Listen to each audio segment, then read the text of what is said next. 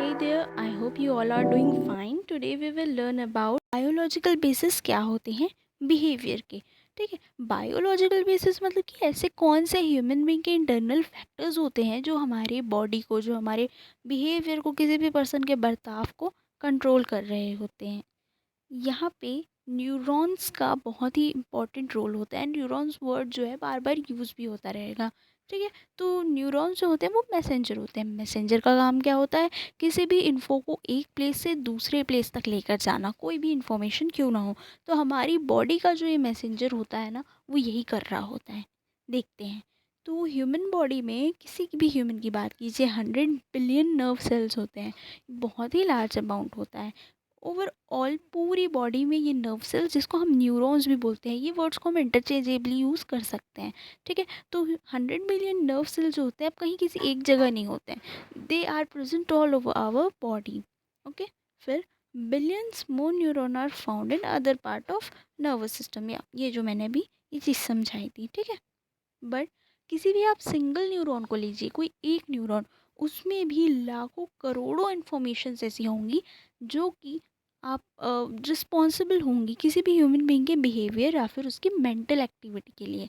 हर neuron important है। ऐसा नहीं 100 बिलियन है तो बहुत ज़्यादा है, कोई एक दो इम्पॉर्टेंट होंगी। No, it's not like that. Each and every neuron holds a secret and has its own importance and individualistic value. ठीक है, न्यूरॉन्स जो होते हैं ना वो शेप और साइज़ में भी बहुत ज़्यादा वेरी कर रहे होते हैं, बट उनका सबका काम क्या होता है? रिसीव और ट्रांसमिट करना। किस चीज़ को? इन्फॉर्मेशन को। रिसीव करना यानी कि अपने पास वो इन्फॉर्मेशन को लेते हैं, ट्रांसमिट यानी कि भेजते हैं, अपने पास से दूसरी जगह पे भेज रहे होते हैं।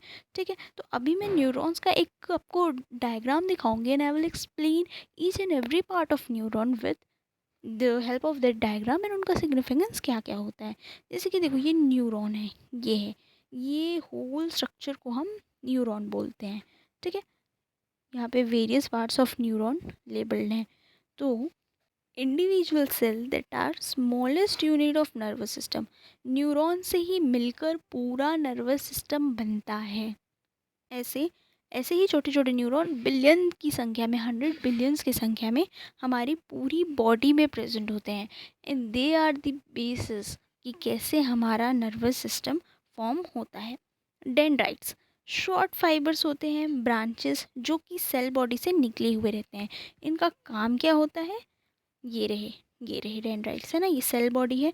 सेल बॉडी से निकले हुए जो आउट ग्रोथ्स हैं, जो पोर्शंस हैं, वो सब डेंड्राइट्स कहलाते हैं। डेंड्राइट्स का बेसिकली फंक्शन क्या होता है? इनकमिंग मैसेजेस को रिसीव करना। ठीक है, तो ये एंटीना की तरह होता है। जैसे एंटीना होता है ना, एंटीना का काम क्या होता है? रिसीव करते हैं जो भी सेंसरी उनको मैसेजेस जो कुछ भी मिलता है। तो उसी तरह से हमारा डेंड्राइट्स होते हैं। उसके बाद एक्सॉन में आते हैं, सिंगल लॉन्ग फाइबर जो कि एक्सटेंड हो रहा होता है सेल बॉडी से, और ये मैसेजेस को कैरी करता है, एक जगह से दूसरी जगह पहुंचाता है। तो देखो, बेसिकली ये है आपकी एक्सॉन, और ये एक्सॉन की एंडिंग, ये अंत, यहाँ एक्सॉन ख़त्म। तो डेंड्राइट्स क्या कर रहा है? डेंड्राइट्स मैसेजेस को ले रहा है दूसरे, ये जो न्यूरॉन्स होते हैं ना, एक और फिगर में दिखाऊंगी, you will get a better picture of that, कि ये न्यूरॉन्स आपस में एक दूसरे से कनेक्टेड रहते हैं।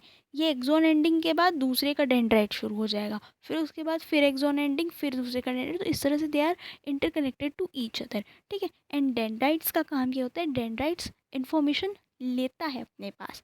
तो देखो, एक्सॉन एंडिंग क्या? इन्फॉर्मेशन दूर पहुंचा रहा होता है। ये एक्सॉन एंडिंग के पीछे, for an example I will explain that to you in a black screen, ये एक्सॉन एंडिंग, उसके पीछे में एक डेंड्राइट रहेगा। तो एक्सॉन का काम क्या था? इन्फॉर्मेशन दूर पहुंचाना। लिखा है यहाँ पे, it carries out going messages, यानी बाहर जाने वाले मैसेजेस को लेता है कौन? एक्सॉन।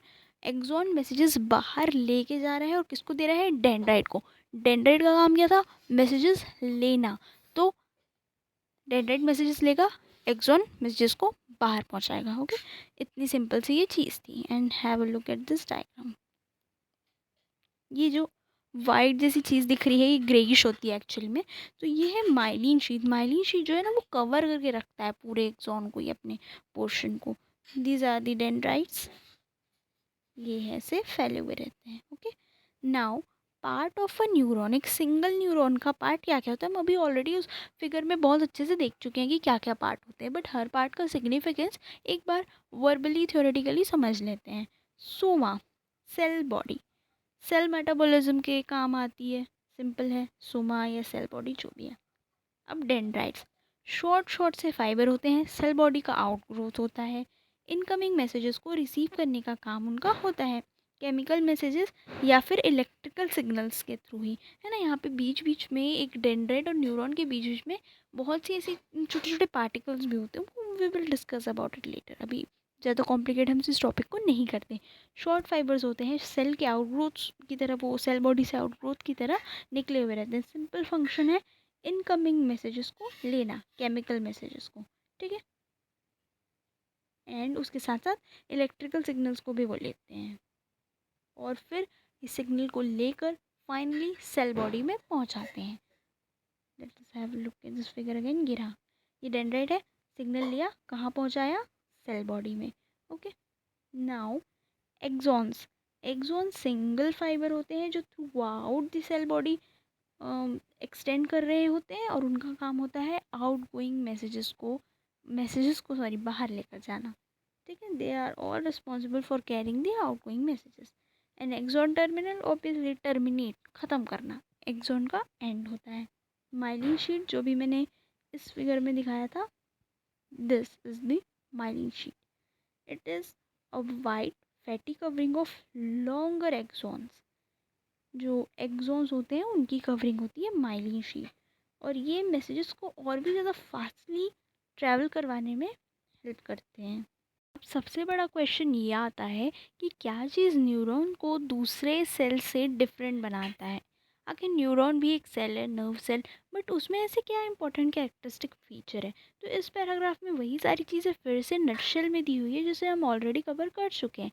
जैसे कि डेंड्राइट्स क्या होते हैं, टाइनी फाइबर्स होते हैं, सेल बॉडी से निकल रहे होते हैं ना, वो उनका काम क्या होता है, बेसिकली इनकमिंग मैसेजेस को रिसीव करना। एक्सॉन में वो सिंपली वो मैसेजेस ट्रांसमिट किए जाते हैं, फिर वो मैसेज एक्सॉन से ट्रांसमिट होते होते एक्सॉन एंडिंग के थ्रू चले जाते हैं, बाहर चले जाते हैं, ठीक है। थ्रू आउट दी एक्सॉन एक माइलिन शीट प्रेजेंट होती है जो कि फैटी सेल्स की सीरीज़ होती हैं, वो एक्सॉन में जस्ट रैप रहती हैं ना, उसके अराउंड में बंधी हुई रहती हैं, एक्सॉन उसके अंदर ही बंधा हुआ रहता है, इस तरह से हम इसको कह सकते हैं। तो इस वजह से जो एक्सॉन होता है ना, वो किसी नेकलेस या तो फिर सॉसेज शेप बीड्स की तरह दिख रहा होता है, वैसा नेकलेस जिसमें सॉसेज के शेप के बीड्स हैं, यानी कि मोती हैं। सॉसेज तुमने देखा होगा, कुछ ऐसा लॉन्ग शेप का होता है, कुछ इस तरह के शेप का, वो होता है सॉसेज। तो एक ऐसा नेकलेस जिसमें सॉसेज के शेप की मोतियां हैं, वैसा दिख रहा होता है क्या चीज़, एक्सॉन, ठीक है। और एक्सॉन जो है वो हमारे घर की जो इंसुलेटिंग वायर्स होती है ना, बिजली की तारें, उनकी तरह काम करता है। बिजली की तारों से क्या होता है, करंट पास होता है, बट खुली तो नहीं होती वायर्स, मोस्टली उनमें कवर होता है प्लास्टिक का। सिमिलरली एक्सॉन में भी एक कवर होता है माइलिन शीट का। तो ये थोड़ा एनालॉजी है, इस तरह से हम इसको समझ सकते हैं। और एक्सॉन के एंड में ना, बहुत जो अभी एक्सॉन की एंडिंग जो हमने देखी थी, मूविंग ऑन फर्दर, ये जो टॉपिक है ये मैं एक्सप्लेन करने वाली थी, मैंने वहाँ पे थोड़ा सा क्लू भी दिया था स्टार्टिंग में। एक्सॉन एंडिंग और एक न्यू डेंड्राइट के बीच में, I have already shown you the figure की कैसे होता है। इस तरह से axon, wait a minute, I will show that to you again. फिर इस तरह से डेंड्राइट्स होते हैं, और ये आपका एक्सॉन है, ये एक्सॉन एंड है। फिर जैसे ही एक एक्सॉन एंड ख़त्म होगा, फिर वही सीरीज शुरू होगी, dendrite, axon and axon and. Okay, तो अब इस एक्सॉन एंडिंग और डेंड्राइट, ये दोनों के बीच में टाइनी सा गैप होता है जिसको हम सिनेप्टिक गैप या फिर सिनेप्स कहते हैं। Okay, for every neuron there are between 1000 to 10,000 synapse, ऐसे 10,000 से 1,000 तक के गैप्स होते हैं, ठीक है। देन अच्छा देखो, जब भी एक्शन पोटेंशियल जनरेट होता है ना, एक्सॉन की एंडिंग में, ये इस पोर्शन में जब भी पहुंचता है कोई भी मैसेज हो, कोई भी सिग्नल हो, उसी को यहाँ पे एक्शन पोटेंशियल बोला गया है, फाइन। जब भी यहाँ पे पहुँचता है तो कुछ टाइनी बबल्स बनते हैं, किसके, केमिकल्स के। I will explain this to you diagrammatically, so you don't have to worry about it, just go through the theory and just try to listen what I am trying to say. Okay, तो tiny bubbles बनते हैं chemicals के, उसको हम vesicles कहते हैं। ठीक है, tiny bubble of chemical called vesicles to release their content into synaptic gap. अब क्या हुआ, एक्शन पोटेंशियल रिलीज हुआ। ठीक है, वो एक्शन पोटेंशियल कहाँ पहुंचा, एक्सॉन एंडिंग में। उस एक्शन पोटेंशियल के पहुंचते ही कुछ टाइनी बबल्स बनने लगते हैं, किसके, केमिकल्स के। ठीक है, फिर वो बबल जो रहेंगे ना, वो कहाँ पे रिलीज होंगे, अपने कंटेंट को कहाँ पे रिलीज करेंगे, सिनेप्टिक गैप पे। क्या था सिनेप्टिक गैप, डेंड्राइट और एक्सॉन एंड के बीच का जो स्पेस था उसको हम सिनेप्स या फिर सिनेप्टिक गैप कहते हैं। अब ये जो केमिकल रिलीज हुए ना, उनका भी एक नाम है, क्या, न्यूरो ट्रांसमीटर। ट्रांसमीटर का काम क्या होता है, किसी भी चीज़ को ट्रांसमिट करना, एक दूसरी जगह से दूसरी जगह पे पहुंचाना। This cell across the gap of gap to the next neuron where they find special place. और ये सब चीज़ें तो बेकार की लिखी हुई हैं। ठीक है, यहाँ पे देख लेते हैं, ये है सिनेप्स। फिर एक्सॉन में कोई भी सिग्नल आया, एक्शन पोटेंशियल आया, ये एक्सॉन एंडिंग पे पहुंचा और यहाँ पे जाके कुछ केमिकल को रिलीज़ करेगा। अब ये केमिकल जो रिलीज़ हुए रहेंगे उनको हम क्या बोलते हैं, न्यूरो बोलते हैं। सिंपली ये रिसेप्टर साइड में चले जाएंगे, किसके, डेंड्राइट के। अगले न्यूरॉन के डेंड्राइट्स जो रहेंगे, डेंड्राइट का काम क्या होता था, सिग्नल को लेना। किस फॉर्म में लेगा वो इन सिग्नल को, वो लेगा न्यूरोट्रांसमीटर्स के फॉर्म में। ये छोटे छोटे जो यहाँ पे प्रेजेंट होते हैं, ये न्यूरोट्रांसमीटर्स सिंपली चले जाएंगे रिसेप्टर साइड पे, किसके रिसेप्टर साइड पे, डेंड्राइट के। Just go through the lecture again, just have a look at this diagram carefully, and हो सके तो इसे एक बार रीड्रॉ करके भी देख लीजिएगा। After this, we will discuss about this central nervous system in detail. Okay, so this is for the day. I hope you don't have any doubt. इतना अच्छे से मैंने एक ही चीज़ को रिपीट करके समझाया है. Just go through the lecture again. Thanks a lot.